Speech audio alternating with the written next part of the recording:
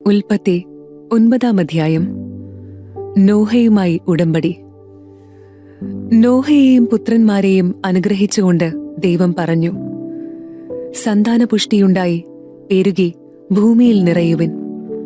സകല ജീവികൾക്കും, ഭൂമിയിലെ മൃഗങ്ങൾക്കും, ആകാശത്തിലെ പക്ഷികൾക്കും, മണ്ണിലെ ഇഴജന്തുക്കൾക്കും, വെള്ളത്തിലെ മത്സ്യങ്ങൾക്കും നിങ്ങളെ ഭയമായിരിക്കും. അവയെല്ലാം ഞാൻ നിങ്ങളെ ഏൽപ്പിച്ചിരിക്കുന്നു. ചരിക്കുന്ന ജീവികളെല്ലാം നിങ്ങൾക്ക് ആഹാരമായി തീരും. ഹരിതസസ്യങ്ങൾ നൽകിയതുപോലെ ഇവയും നിങ്ങൾക്ക് ഞാൻ തരുന്നു. എന്നാൽ ജീവനോട് കൂടിയ, അതായത് രക്തത്തോടു കൂടിയ മാംസം ഭക്ഷിക്കരുത്. ജീവരക്തത്തിന് മനുഷ്യനോടും മൃഗത്തോടും ഞാൻ കണക്ക് ചോദിക്കും. ഓരോരുത്തനോടും സഹോദരന്റെ ജീവന് ഞാൻ കണക്ക് ചോദിക്കും. മനുഷ്യരക്തം ചൊരിയുന്നവന്റെ രക്തം മനുഷ്യൻ തന്നെ ചൊരിയും. കാരണം എന്റെ ഛായയിലാണ് ഞാൻ മനുഷ്യനെ സൃഷ്ടിച്ചത്. സന്താനപുഷ്ടിയുള്ളവരായി പെരുകി ഭൂമിയിൽ നിറയുവിൻ. നോഹയോടും പുത്രന്മാരോടും ദൈവം വീണ്ടും അരുളി ചെയ്തു, നിങ്ങളോടും നിങ്ങളുടെ സന്തതികളോടും ഞാനിതാ ഒരു ഉടമ്പടി ചെയ്യുന്നു.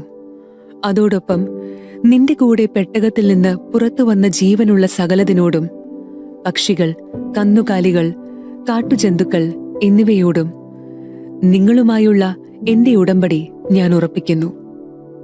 ഇനി ഒരിക്കലും വെള്ളപ്പൊക്കം കൊണ്ട് ജീവജാലങ്ങളെല്ലാം നശിക്കാൻ ഇടവരുകയില്ല. ഭൂമിയെ നശിപ്പിക്കാൻ ഇനിയൊരു വെള്ളപ്പൊക്കമുണ്ടാവില്ല.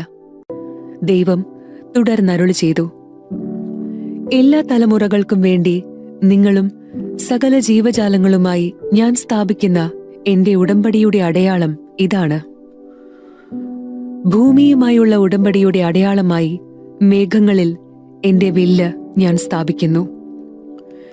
ഞാൻ ഭൂമിക്ക് മേലെ മേഘത്തെ അയക്കുമ്പോൾ അതിൽ മഴവില്ല് പ്രത്യക്ഷപ്പെടും. നിങ്ങളും സർവ്വജീവജാലങ്ങളുമായുള്ള എന്റെ ഉടമ്പടി ഞാൻ ഓർക്കും.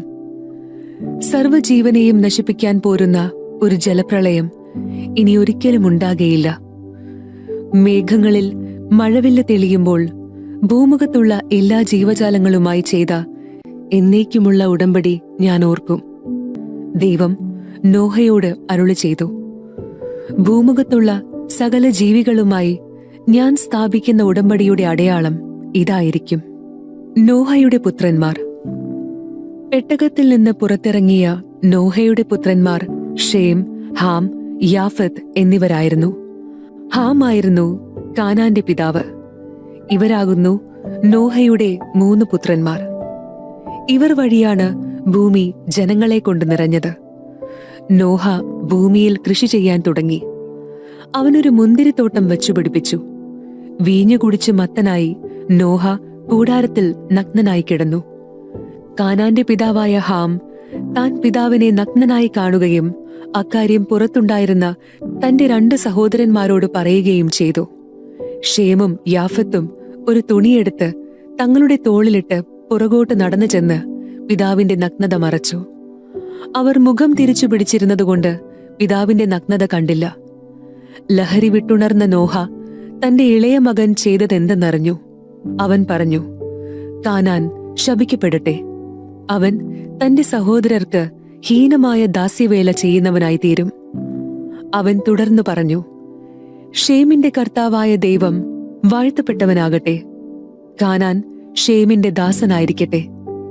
യാഫത്തിനെ ദൈവം പുഷ്ടിപ്പെടുത്തട്ടെ. ഷേമിന്റെ കൂടാരങ്ങളിൽ അവൻ പാർക്കും. കാനാൻ അവനും അടിമയായിരിക്കും. വെള്ളപ്പൊക്കത്തിന് ശേഷം നോഹ 350 വർഷം ജീവിച്ചു. നോഹയുടെ ജീവിതകാലം 950 കൊല്ലമായിരുന്നു. അവനും മരിച്ചു.